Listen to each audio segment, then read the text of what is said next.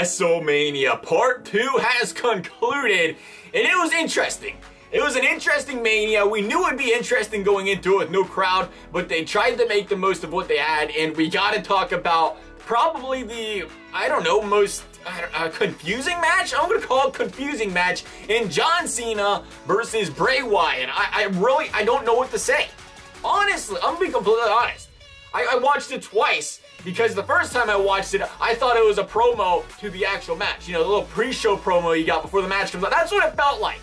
It felt like a pre-match promo, a bunch of stuff just thrown together that, it didn't make sense from a match standpoint, but it made sense from a promo standpoint where it showed what happened week to week to week to week to week to week to week up until the match. That's what it felt like.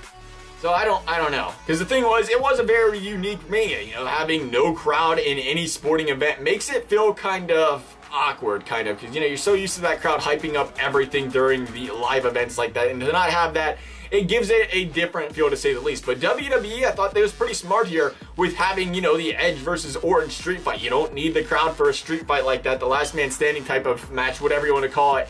They did, they made that feel like a normal match, because you're used to, when you're backstage, you don't have that crowd, that noise. You're used to having it like that. So that felt like a good match. And it was a good match. I thought they put on a really good show, the two of them did there. So it was a great match between those two. You can say the same with the Undertaker and AJ Styles thing. Now the thing with this match is, it depends what you're looking for, because it was very cinematic. It was almost like watching a movie fight or something. But what they did do was fight, though.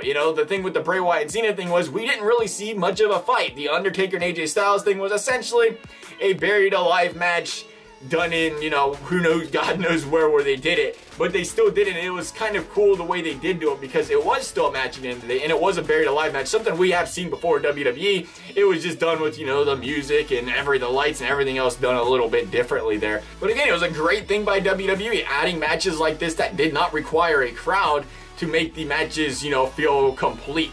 So they did good there, but the thing, again, the John Cena and Bray Wyatt one, you didn't need the crowd, I get it, but it just, I don't know what to say. I don't understand it.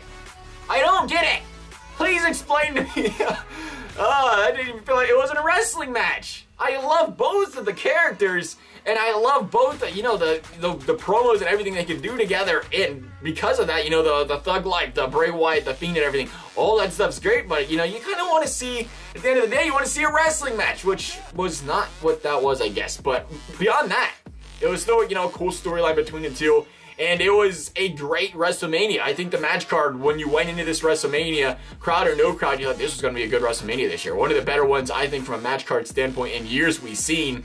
And WWE did the best they could without having a live crowd. Obviously, the situation going on outside of WWE and everything else is more important than having this live crowd. And I think WWE did really good on making the most of what they did have here out of all of the, the matches they did have going on.